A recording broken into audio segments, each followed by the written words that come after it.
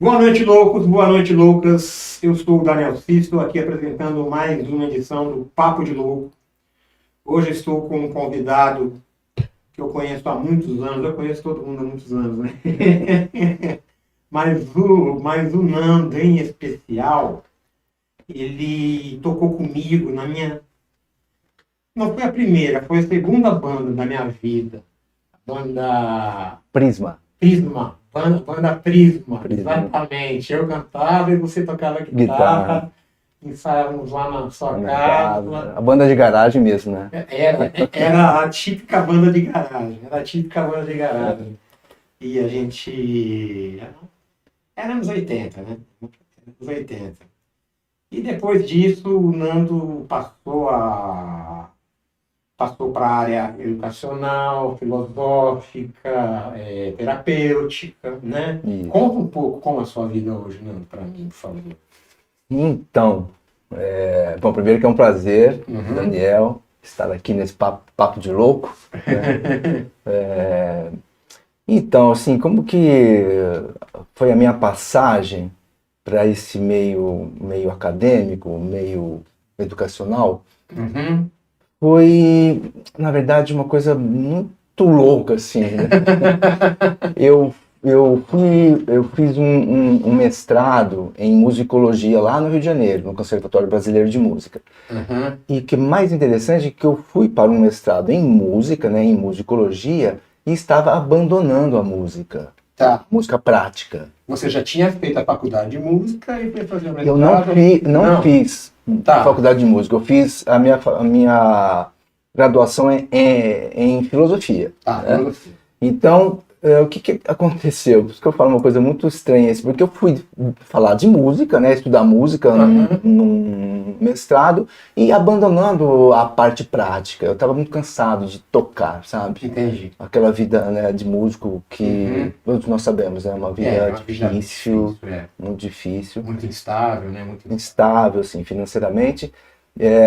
E também, assim, emocionalmente também, porque você coloca muita energia, muita esperança também, expõe né? as suas entranhas. Justamente, quando você está num palco, você está ali, né, aberto a críticas, e vem muitas críticas, sempre vem, né? Vem mais críticas do que elogios, né? Sempre, né? E às vezes alguns falsos elogios, né, que você saca na hora, assim, né? Enfim. Mas, então, aí, quando eu fui para o mestrado, eu queria uma carreira acadêmica. E eu acabei fazendo isso daí mesmo, né? Tá. Eu terminei o mestrado, voltei para cá, Ribeirão Preto, e logo entrei lá na UNAERP e eu dei aula na UNAERP durante 20 anos. 20 anos. 20 anos em vários cursos, né? Eu dei aula em 12 cursos lá, né? Inclusive no curso de música, na musicoterapia, e dei aula de filosofia, de musicologia, de etnomusicologia, enfim, todas as questões acadêmicas. E eu fui um acadêmico durante 20 anos. Durante 20 anos lá na UNAERP. Foi um ponto aí. E você gostava dessa vida? Olha, no começo, não, eu gosto muito do meio acadêmico, eu gosto, assim. Lógico que quando você inicia, você tá com aquela empolgação toda, né? Você espera muito das suas aulas, você acha que as suas aulas serão brilhantes sempre, tinha aulas que eram boas, tinha aulas que não eram boas, você espera sempre que os alunos também estejam lá, assim, interessadíssimos no que você está falando. E geralmente eles não estão nem... E geralmente não é nem assim, principalmente no curso de música até que era bacana, porque uma pessoa que vai fazer um curso de música, né, assim, graduação, ele tem que estar muito afim, né? Ninguém vai para um curso de música porque o pai mandou, né? É verdade. É verdade. Agora, nos outros cursos, que eu dei aula no direito, dei aula na publicidade, né, administração, e vários cursos de aula de filosofia. Aí já é filosofia, né? Os alunos não gostam muito, já estão lá meio assim, obrigados. Meio difícil entender, dá preguiça. Até que não é tão difícil, né? Mas tem que estudar, precisa ler os textos, né? Então você vai perdendo um pouco aquela vontade de entrar na sala de aula e sabendo que você vai encontrar uma turma que não é muito interessada. Lógico que eu estou falando de maneira geral, né? Tinham muitos alunos interessados também, né? Mas enfim, mas eu gosto do meio acadêmico, eu gosto de entrar numa sala de aula. Eu gosto de entrar numa sala de aula, provocar os alunos, incomodar os alunos. Tinha aluno que saía da sala de aula muito nervoso comigo, né? Porque a filosofia, você vai mexendo nos seus valores, né? Você sabe que eu já passei por isso com você? Comigo? Tinha. Você me entrevistou no seu programa lá na TV na época, acho que 3 vezes. E você ficava me cutucando pra eu falar que era só um operário da música. Justamente. Não, eu tinha a minha Eu pergunta. achava que eu era artista, você falava que era um operário. Você saiu nervoso de lá? Não, só uns amigos. Eu já era maturo. Agora, a pergunta clássica que eu fazia, né? E que não me faça essa pergunta que eu não vou responder. Que é a pergunta: o que é música, né? Essa é uma pergunta extremamente complexa. Eu fazia não para todos, né?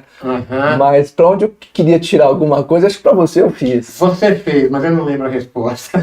Tá, e as respostas eram. E é muito bacana, porque eu tenho assim, registro. Acho que foram mais de. Quantos programas? Como é que era o nome mesmo? Conversa Afinada. Conversa Afinada. Foi de 2005 a 2015. Foram 10 anos, mas muitas pessoas passaram por lá. E era um programa que as pessoas vinham para tocar também, né? Mas o interessante era mais o papo. Eu gostaria, a minha era intenção... praticamente um precursor de um podcast. Puxa, podemos dizer que sim. Podemos dizer que sim. Podemos pensar assim. Inclusive, se o músico não quisesse tocar, não era o ponto. O ponto era...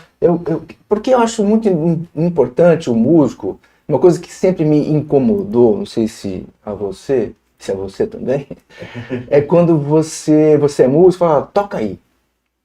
Parece que você tem a obrigação de tocar, né? Não tem, né?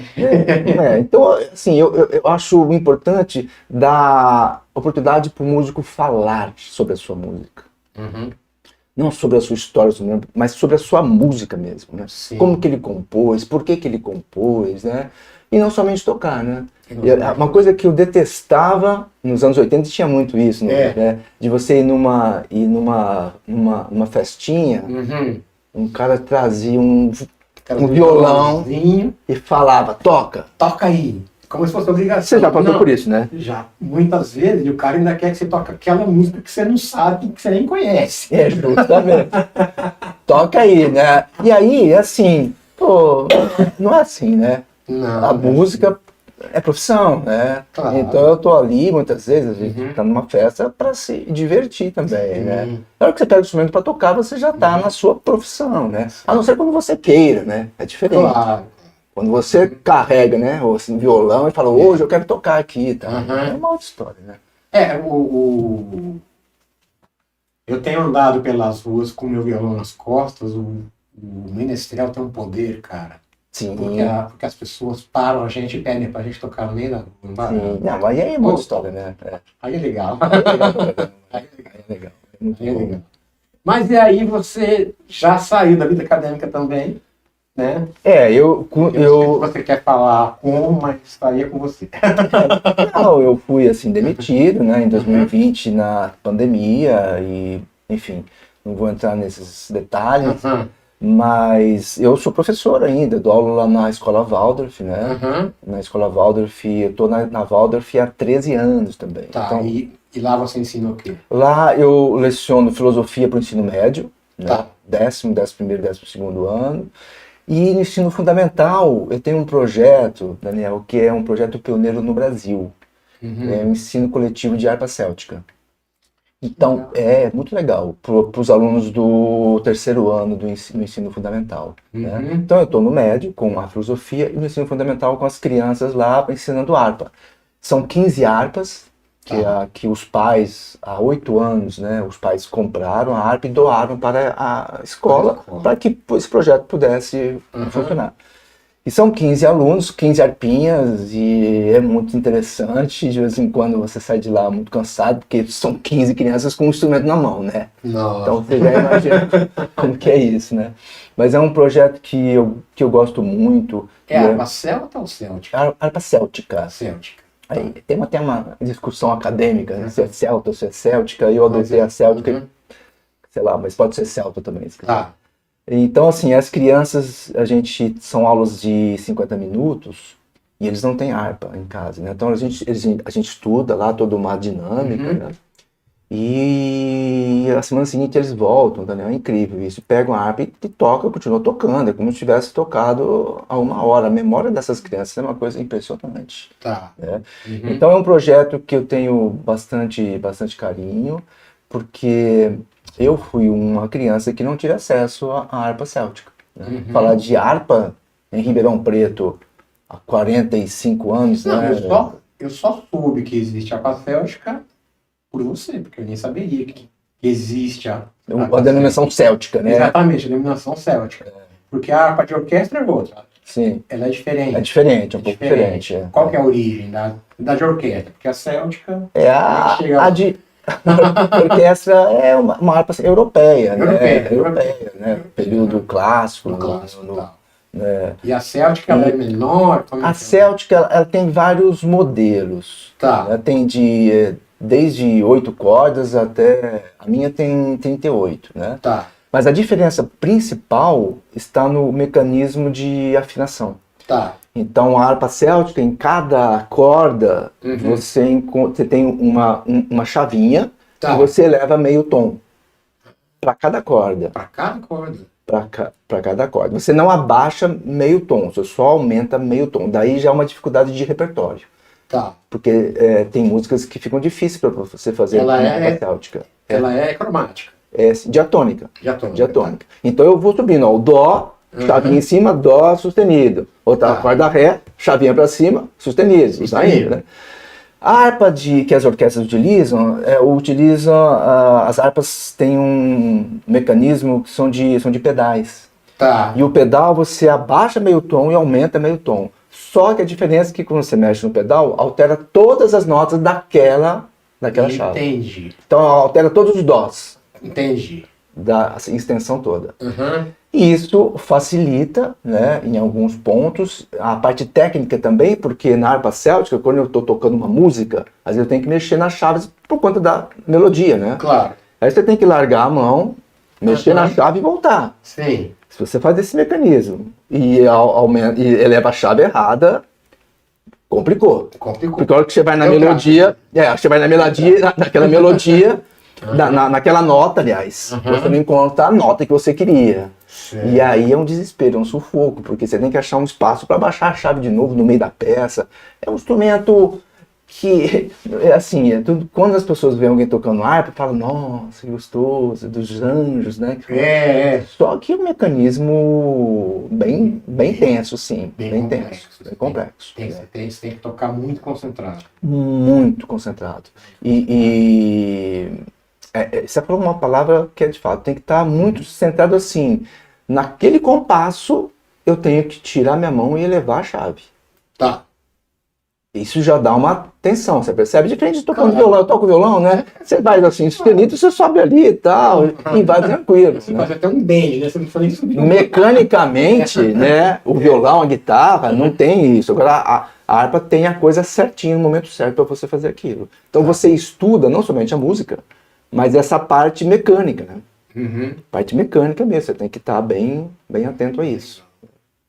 E vamos então entrar na filosofia, que é na verdade, coloca a foto do primeiro indicado aqui, por favor, Matheus. Vamos ver quem o destino nos... Esse é o Andrés Ollenweider, né? Esse é o meu mestre. Ah, é? Essa harpa é essa harpa é de pedal. De pedal. Ele é um arpista de pedal. Mas ele toca céltica também, que eu já vi algumas coisas. Já toca. E você se inspirou para tocar a harpa? Foi através dele, será? Foi.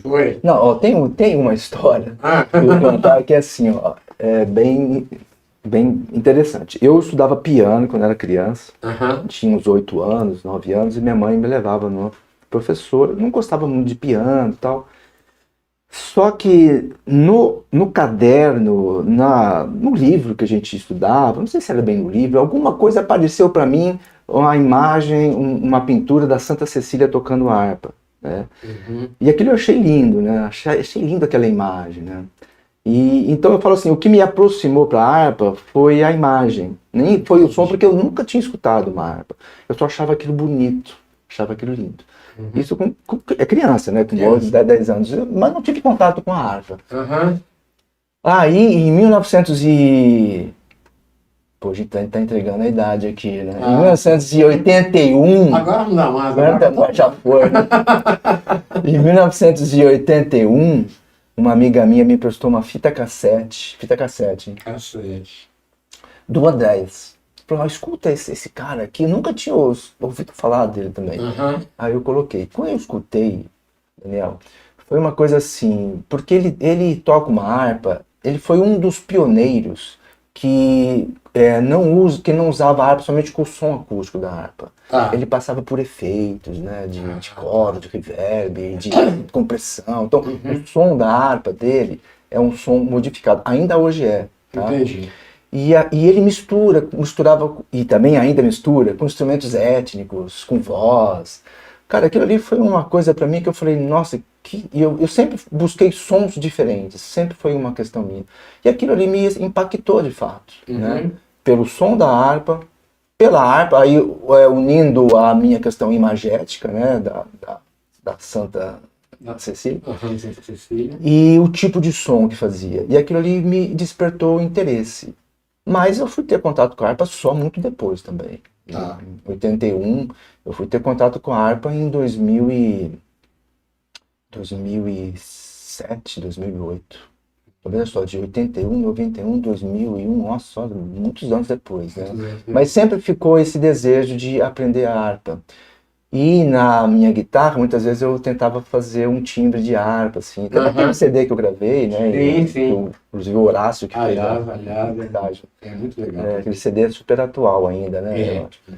E eu tentava na harpa, na minha guitarra... Como é o nome do CD? No Return.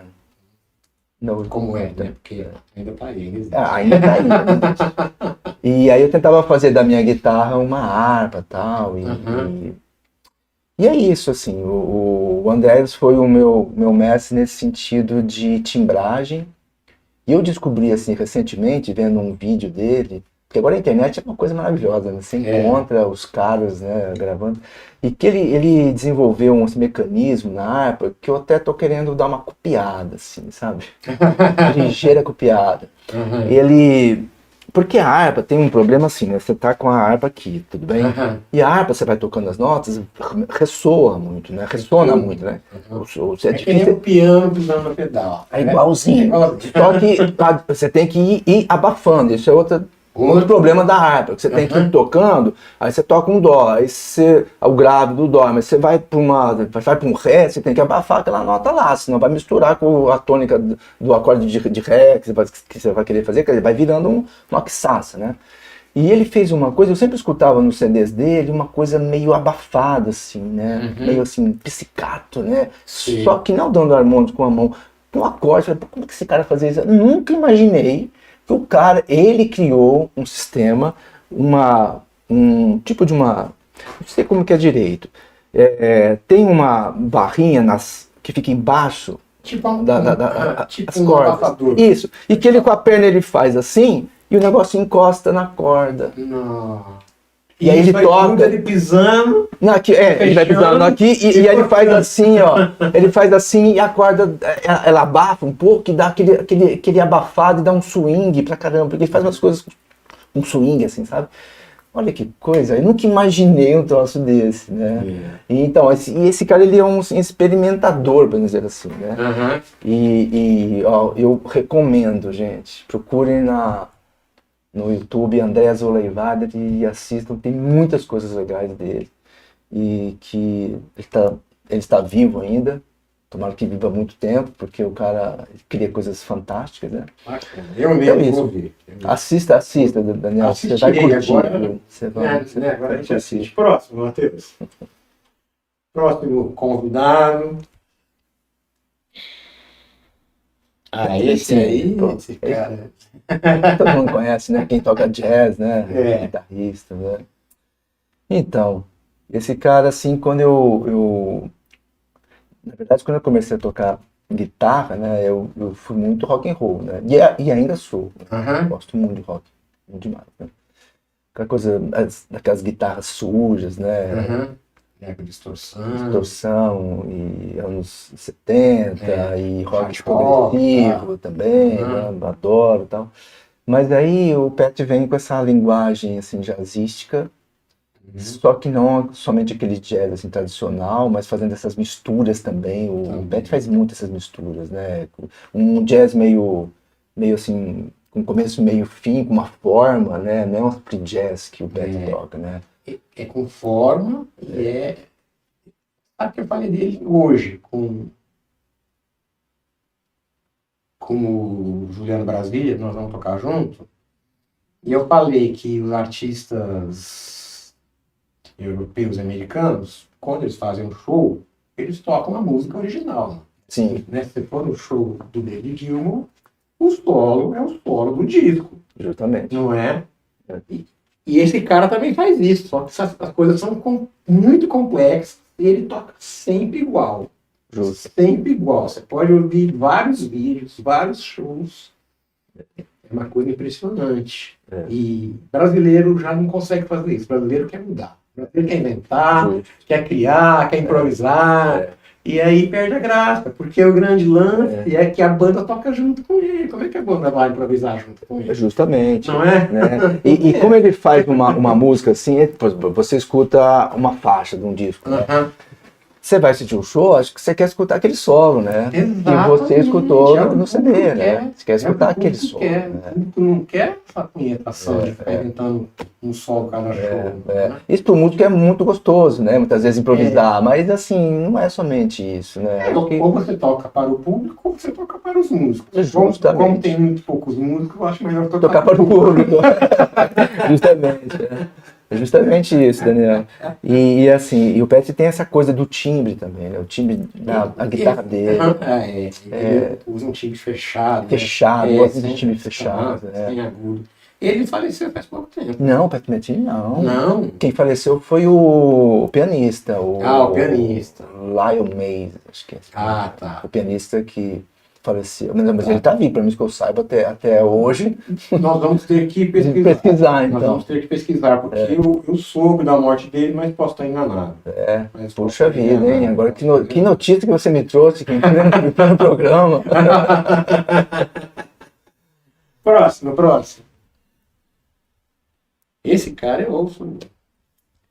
Pronto, agora nós saímos da música e vamos para a filosofia. Jean-Paul Sartre. Esse cara, né? O Jean-Paul Sartre, existencialista, né? Bom, quando a gente estuda filosofia, acontece uma coisa interessante, né? Quando você faz uma graduação, você começa lá no período mitológico, né? Aí você vai passando pelos filósofos, né? Assim, pré-socráticos, Sócrates, pós-assim, socráticos, você entra na Idade Média, você vai estudando todos esses filósofos, né? Idade Moderna e tal. E o que é interessante, quando você estuda um filósofo, você começa lá, você fala assim, você estuda, por exemplo, o Heráclito, né? Que é um filósofo pré-assim, socrático, você fala, puxa, isso aí. Acho que eu sou Heráclito. Esse é o cara. Depois você estuda assim, Parmênides, que bate de frente com ele em termos teóricos, você fala, pô, Parmênides é o cara. E vai indo, né? E a cada filósofo que você vai estudando, você vai incorporando, né? E achando que o cara é o cara, né? Que é aquele filósofo. E quando no final você acaba tudo, né? Você vê que não existe isso, né? Não existe a questão de ter o filósofo, né? Porque cada filósofo aponta uns aspectos interessantes, que ainda hoje atuais, né, e outras coisas que você assim descarta também.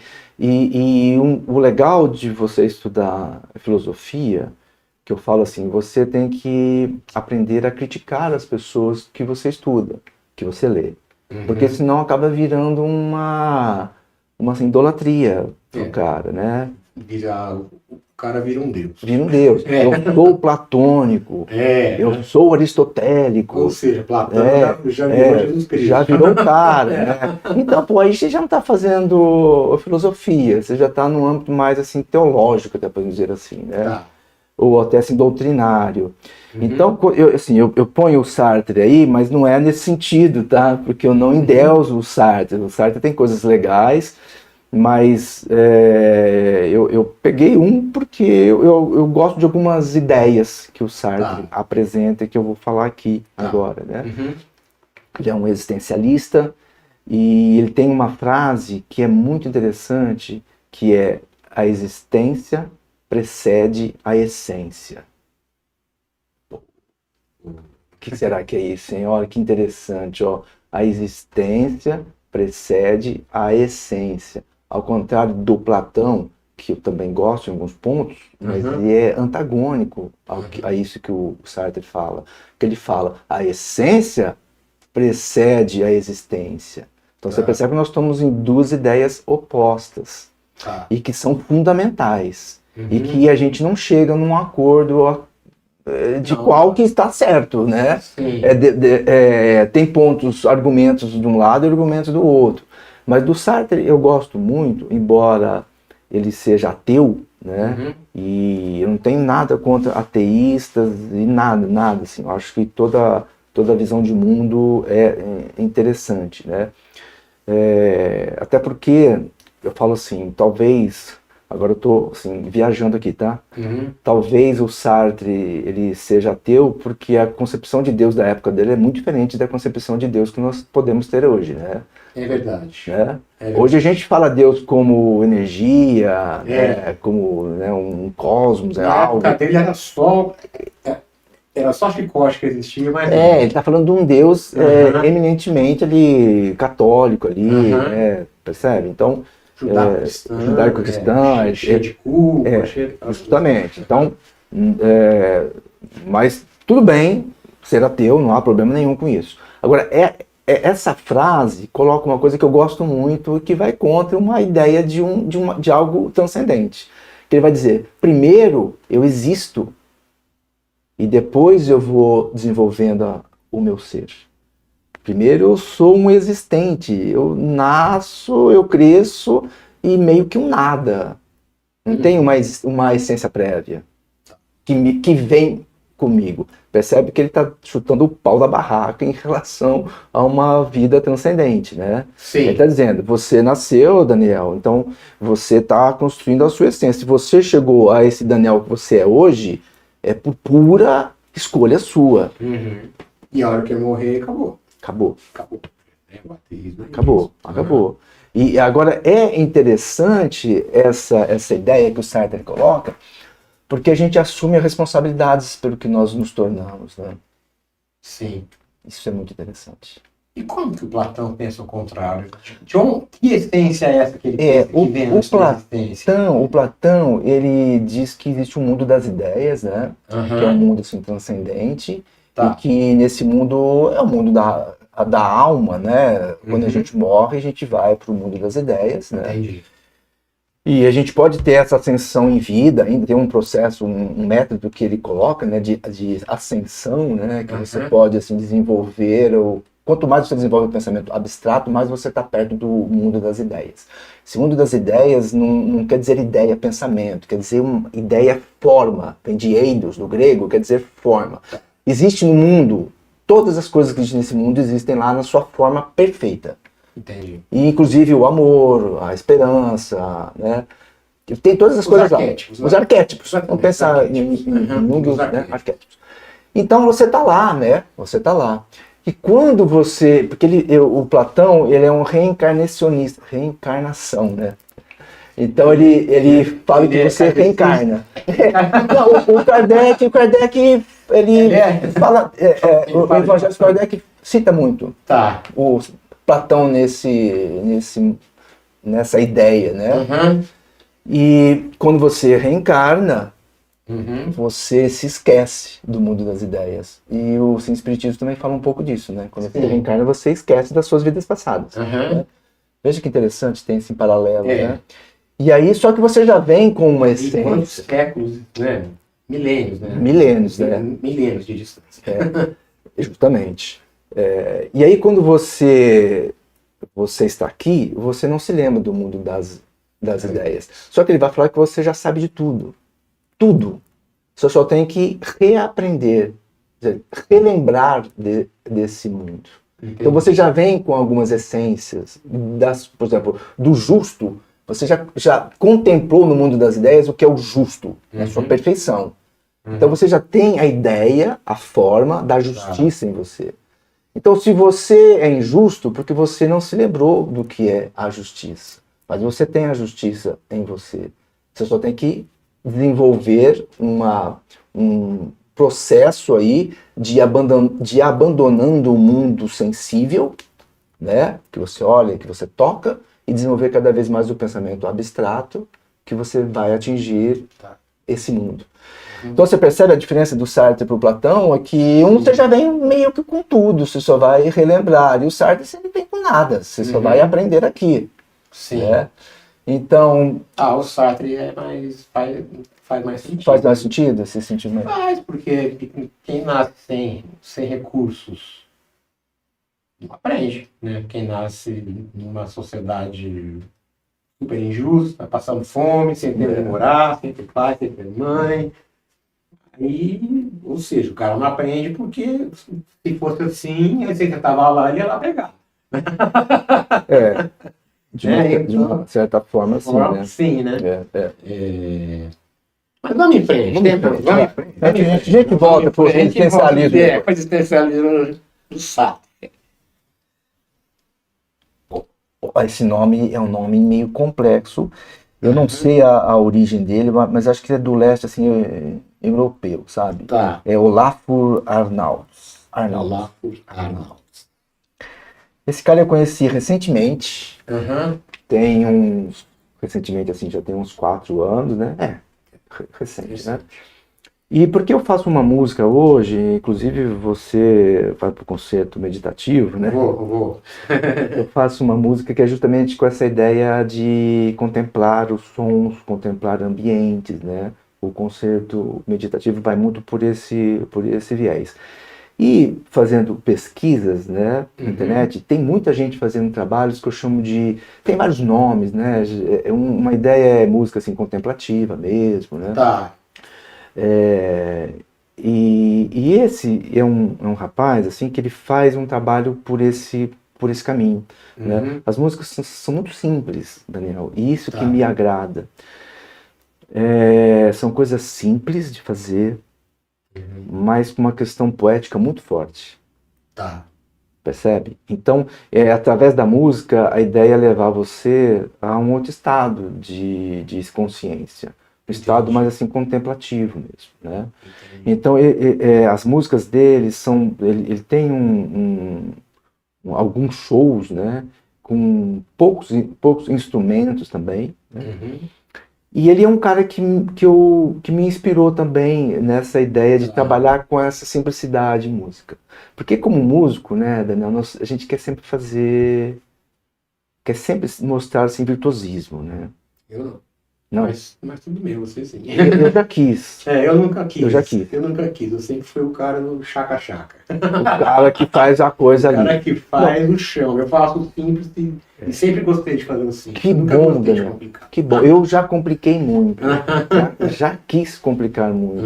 Eu não sei se isso é de guitarrista, né? Guitarrista tem muito disso. Não sei se tem ainda, que eu me afastei um pouco do universo. Mas tem muito de tocar veloz, né? Quantas notas eu faço, e mostrar as minhas técnicas. E tem uns moleques hoje que são absurdos, né? É absurdo que os caras fazem, né? Que é legal também. Mas assim, essa coisa do virtuosismo, ele muitas vezes ele deixa de lado a parte da poesia musical. Percebe? Porque você senta muito numa técnica somente, né? Sim. E você vai deixando alguns aspectos de lado. A coisa parece que passa tão rápido que você nem assimila. Você não consegue...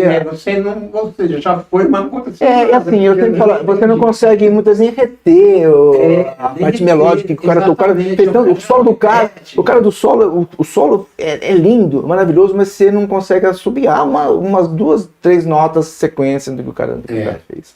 Então isso é bacana, tudo tem o seu lado bom, né? Sim. Mas eu não sei se pela questão minha de caminhar na minha vida por uma questão mais da filosofia e do aspecto assim meditativo e meu lado assim terapêutico, eu me aproximei muito dessa história de você colocar a nota no lugar certo, na hora que precisa, e se é essa nota que é só uma, é só uma.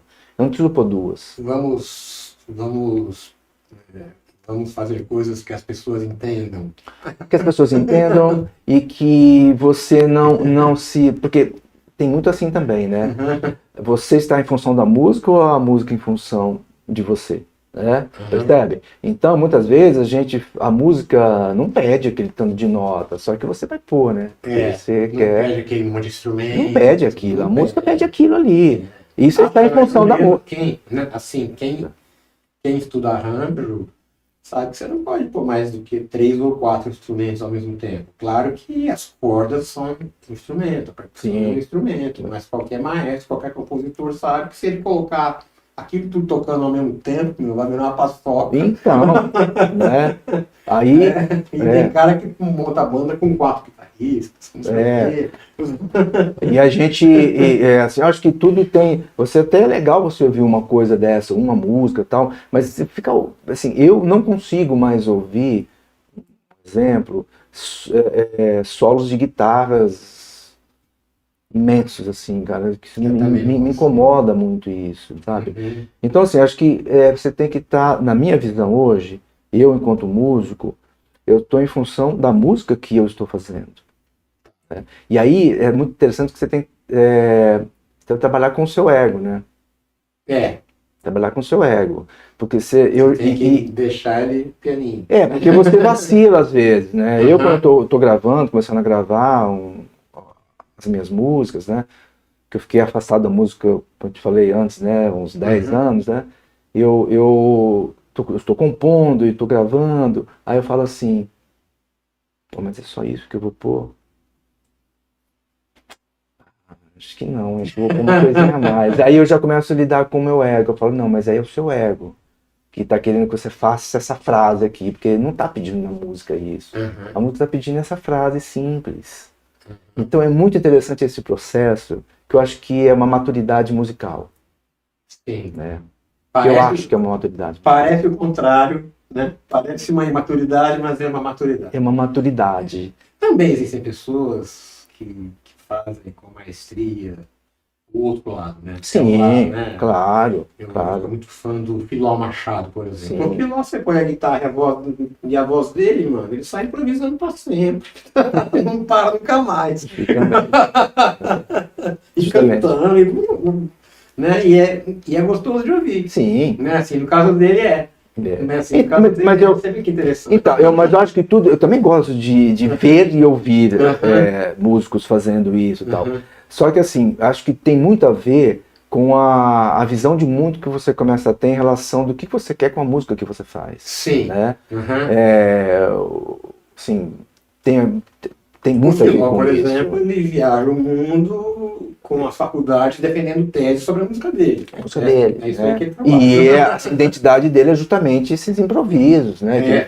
Que faz com maestria, né? Tudo bem.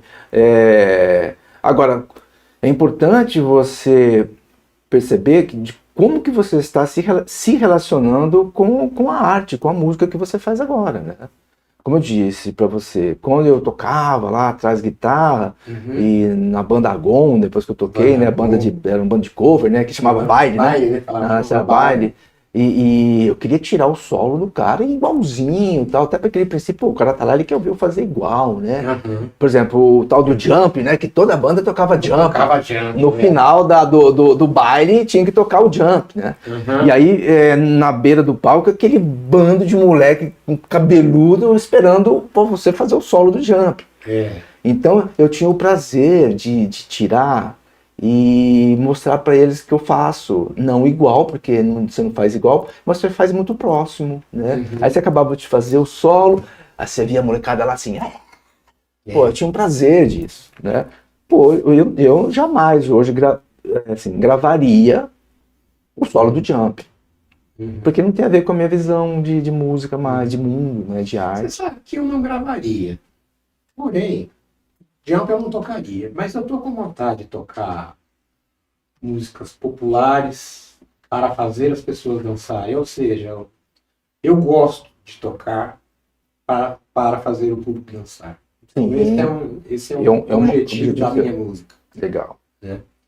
E isso faz com que ela tenha que ser simples. Né? Porque se você ficar tocando coisa complicada, Vai ninguém tocar em 5/4, depois vai para 7, depois... Dodecafônico. Pô, aí não vai dar, né? Aí não, né, meu? Só se pegar um público já com a cabeça... Então, cara, quando eu tô voltando agora, né? Comecei ensaios hoje. Ah, cara, quando eu toco um Tim Maia, o povo sai pulando. É gostoso também. Não, é gostoso também. É gostoso também. É, aquele cara que fez uma obra que transcende, né? Aquela coisa tão simples. É o que você falou, da simplicidade. É simplicidade. E é difícil fazer o simples, viu? É difícil pra caramba. Eu acho difícil fazer um simples que soe bem, assim. Não é uma tarefa fácil. E que não soe vulgar, que não soe igual tudo que já tem. Justamente. Né? É difícil mesmo, viu? Mas que eu tava te falando, Daniel, eu acho que tem momentos para todos os gêneros, né? Todos os estilos, as técnicas, né? E é gostoso. Eu gosto muito ainda do rock dos anos 70 ali, né?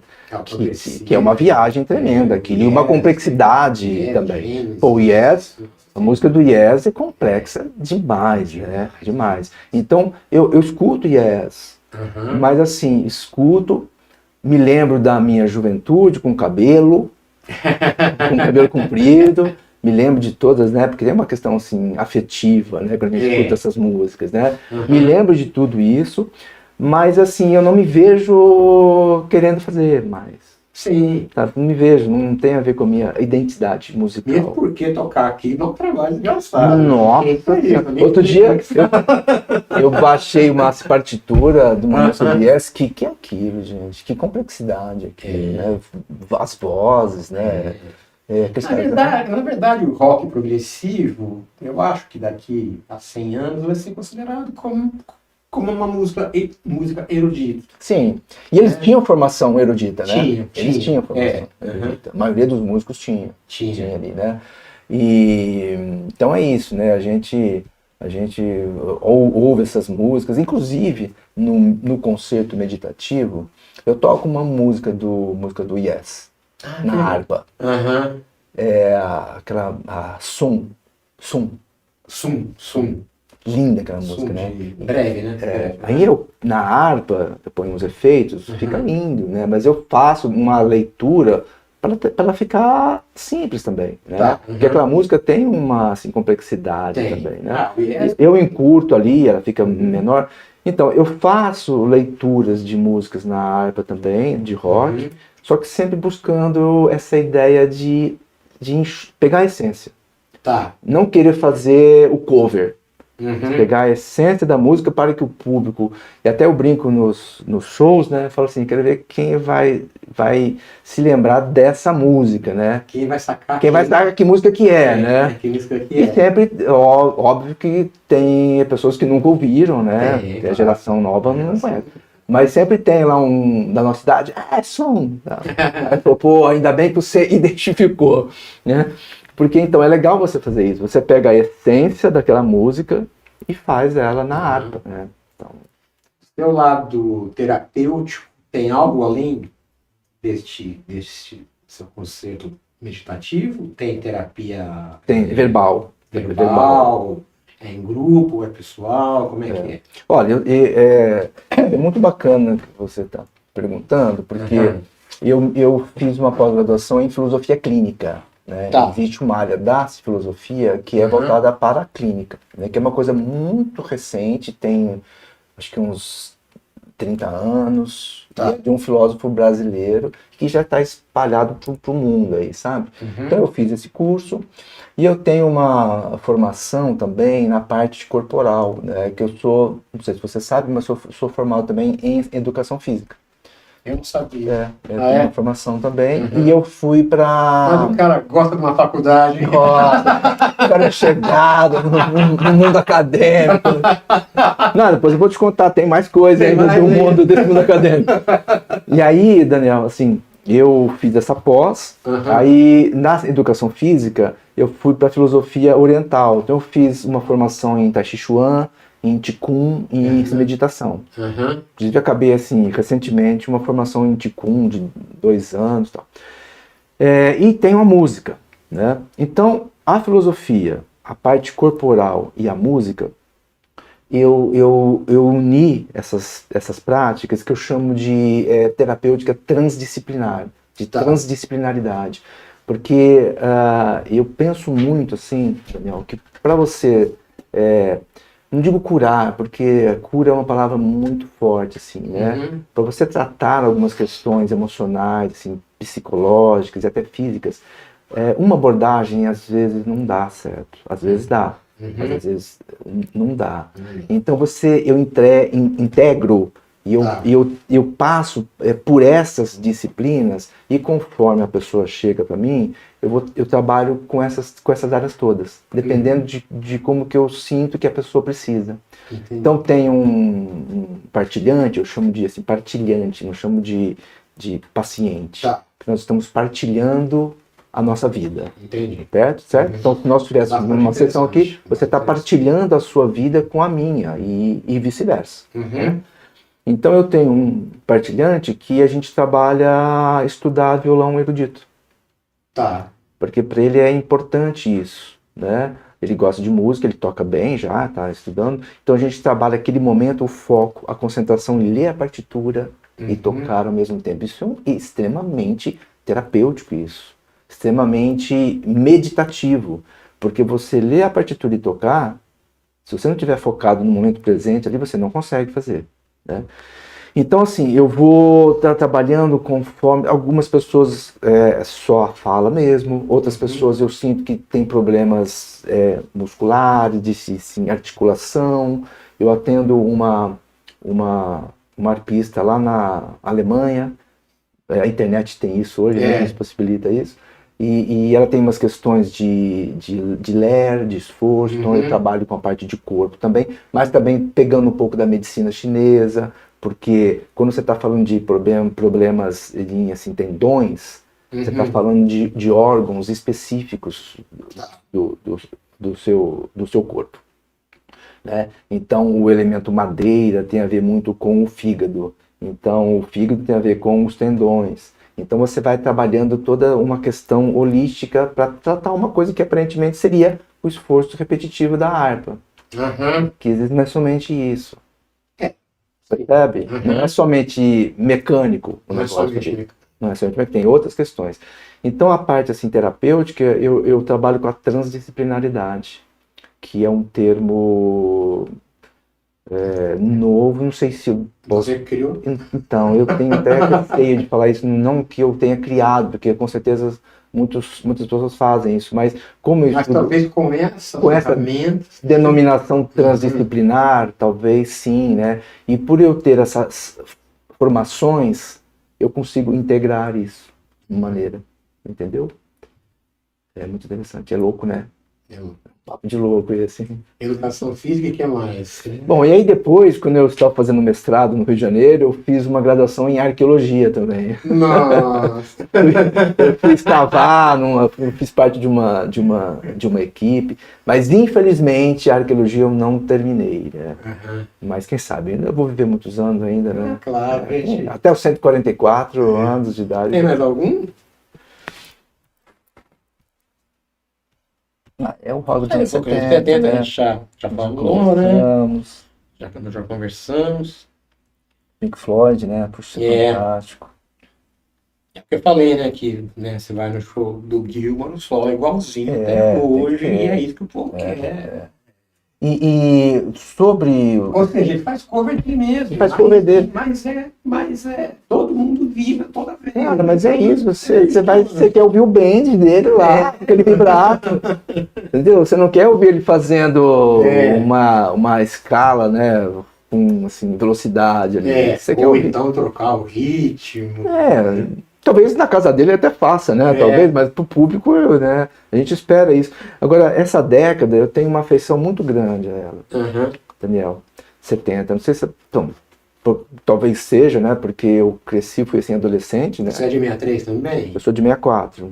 eu Então sou de nós 63. fomos adolescentes na década de 70. Isso, exatamente. Né? Adolescente, Secos e Molhados, Mutantes, Tropicália, isso só fala de Brasil. Nossa, só falar de Brasil, né? Você vai pegando os outros rocks aí. O Queen, Nossa, eu ouvi muito Queen também, porque o Queen, independente do que hoje, né, se transformou com essa coisa mega, né?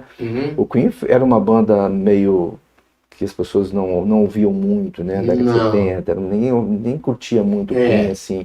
Mas eu sempre, quando... Não era virtuoso, acho que por isso... O Brian May não era virtuoso. Exatamente. Mas eu adoro ouvir o timbre da guitarra. E isso que eu acho bacana. Você escuta a guitarra, você fala, é o Brian May. Exatamente. Não é mesmo? Exatamente. Pelo jeito que toca e pelo timbre. Isso eu acho bacana. Tanta gente tenta imitar, mas... Não adianta. Não adianta. Aquele coisa de ele tocar com uma moedinha ao invés de ser palheta, né? Que dá aquele timbre raspado. Então, eu sempre escutei muito o Queen porque eu achava as músicas uma construção... Os primeiros discos, né? Depois o Queen foi se tornando um pouco mais pop, assim, que, né? Foi se rendendo mais ao mercado. Mas mesmo assim tinha uma coisa cínica bem bacana, né? Sim. Né? Mesmo, por exemplo, I Want to Break Free, aquele clipe, eles foram todos de mulher. Olha que coisa visionária, né? Justamente. Né? Nem sabia. Nem se sabia que existia transexualidade. Justamente. Essa postura, né? Essa é a postura, né? Cara, que é a postura. 30 anos à frente. Que é a postura, pra mim, do rock, né?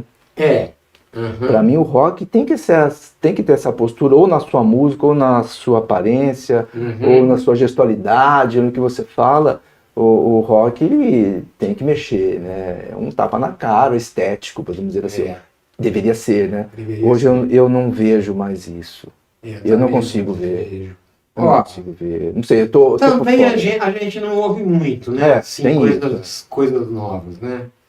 Mas Charlie Brown, por exemplo, já não é atual, mas é um tapa na cara. Sim, sem dúvida. Tapa na cara. Não é atual, ele já ficou. Mas que tem gente dando tapa na cara, tem. Com certeza tem. Nós que não estamos ouvindo. Com certeza tem. Mas o que eu escuto... O Matheus conhece coisas, né? Porque ele... Não...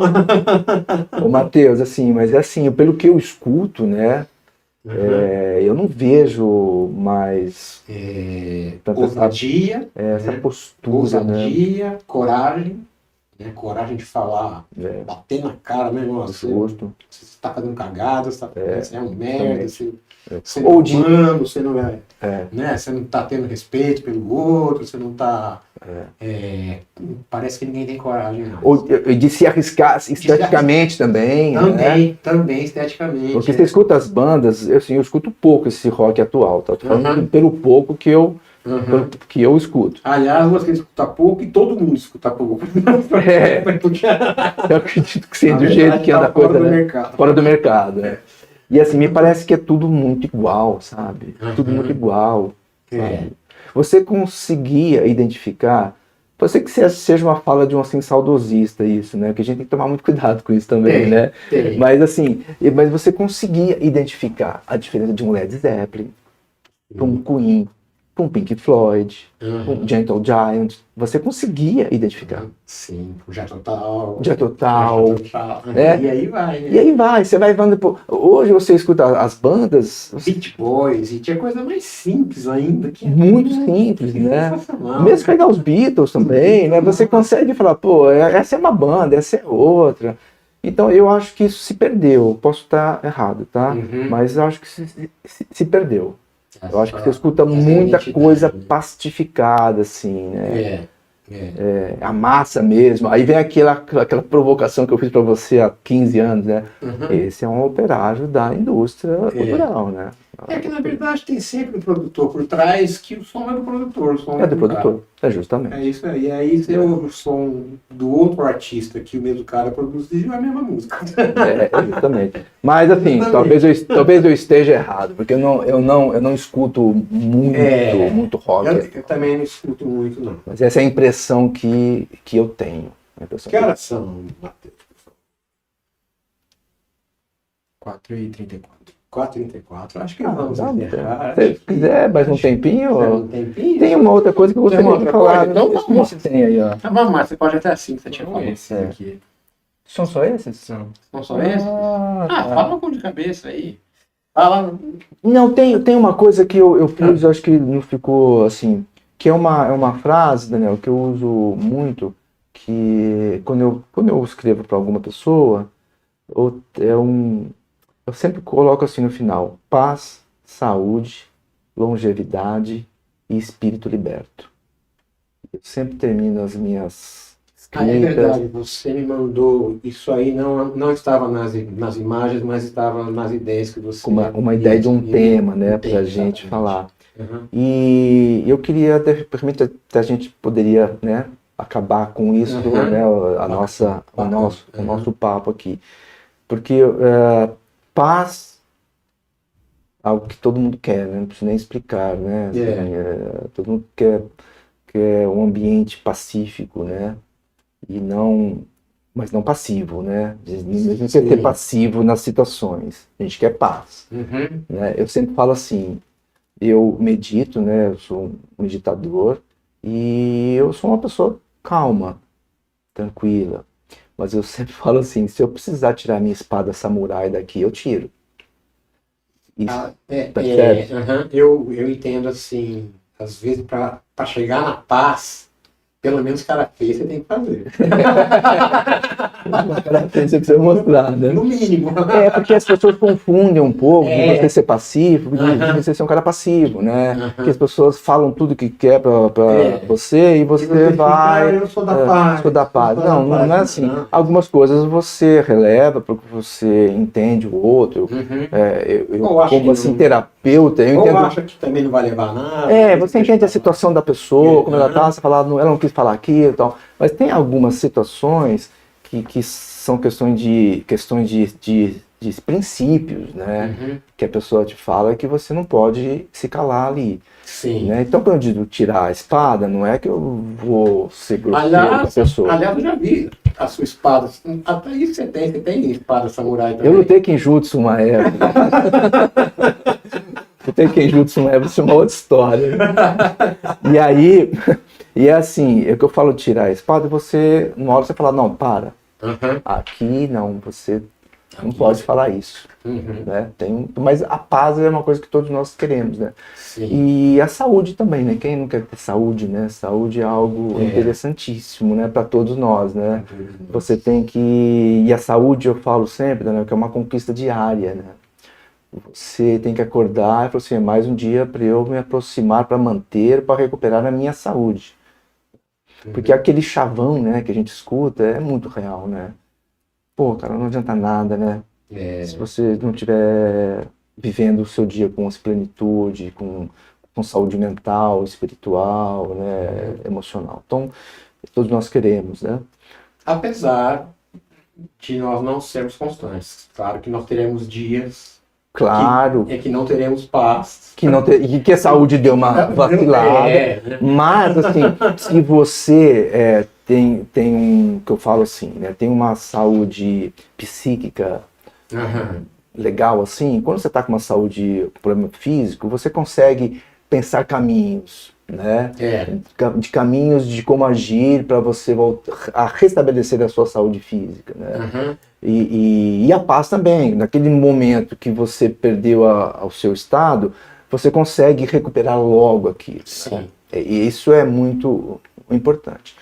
A longevidade também, né, Daniel? Todo mundo quer viver, pelo menos eu quero viver muito porque eu quero aprender muita coisa. Né? Eu acho que quanto mais tempo de vida, mais ensinar. Justo. Eu quero aprender, a hora que eu aprendo eu estou ensinando também. Né? E esse mundo é maravilhoso. Aliás, né? o papo de Lucas é sobre isso, é sobre aprender a ensinar. Aprender a ensinar. Isso aí. É isso mesmo. E eu aprendendo, eu ensinando, estou aprendendo e vice-versa, né? Agora, o que fecha nisso daí é o que as pessoas me perguntam, o que quer dizer espírito liberto? Então isso é importante. Na minha visão, você não vai ter nem paz, nem saúde e nem longevidade se você não tiver o espírito liberto do quê? Dos processos ideológicos que te oprimem, de modos de ser que não tem a ver com a sua essência. Por isso que é importante esse processo de autoconhecimento sempre, né? Então, espírito liberto de tudo isso que faz com que você seja algo que você não é. Só com esse espírito, eu chamo espírito aqui, né, dessa mente, né, dessa energia que busca isso, que na minha visão você vai ter todas as outras coisas. Ou seja, só se você estiver dentro da sua essência, você será saudável e será longevo E vai terá ter paz. Né? Porque se você começa a É ter... impressionante que você já é o quarto terapeuta que vem aqui que fala A mesma praticamente a mesma coisa. Então, acho que tem alguma coisa a ver o caminho por aí. Acho que o caminho está mais ou menos por aí, né? Então, é isso, né, Daniel? A gente põe a máscara e usa essa máscara durante o seu dia inteiro, durante anos e anos e anos. Não sei aonde que eu li isso, tá? E a hora que você tira a máscara, você não tem mais rosto, né, meu? Isso é complicado. Né? Então, se você tiver que pôr a máscara durante o dia, porque muitas vezes a gente precisa fazer isso, né? Você chega à noite, você tira essa máscara, ou tira durante o dia um pouco, respira, põe a máscara de novo, e não deixa ficar meio mimetizado com a máscara que você escolheu, porque a sociedade exige que você coloque a máscara, né? Então esse é o espírito liberto. O espírito liberto desses processos teóricos, ideológicos, doutrinadores, que vai te impedir de você conseguir ter paz, saúde e uma vida longa e próspera. Isso é só você com você mesmo, mas sempre tem outras pessoas, a sociedade e as pessoas que convivem com você tentando te tirar dessa essência. Né? Porque muitas vezes essa essência é uma coisa louca. Você é um louco, né? Você é um louco. Você é um louco. Você é um louco. De fazer isso. É de fazer isso, né? De fazer podcast. Você é louco de fazer esse podcast. Nando, você é louco de tocar harpa. Você é louco de fazer Tai Chi Chuan, meditação, Qigong. Você fez filosofia, você é um louco. Exatamente. Entendeu? E aí, assim, né? É assim, pô, será que nós somos loucos mesmo, hein? O louco somos loucos. O louco é aquele sujeito que quer entrar num tipo de vida que o professor Hermógenes, né, de yoga que ele falava, que está nos livros dele ainda, né? Que é a doença da normose, né? Normose. Querer ser normal, né? Ah, tá. Será que o normal, o que é a norma, né? Então isso é importante, espírito liberto. Então vamos acabar com um abraço. Opa! Do nosso espírito Sem liberto. dúvida. Obrigado pelo convite, viu? Obrigado pela presença. Sucesso no seu podcast. Obrigado e muito conhecimento para todo mundo. Tchau, galera. Tchau. Até a próxima.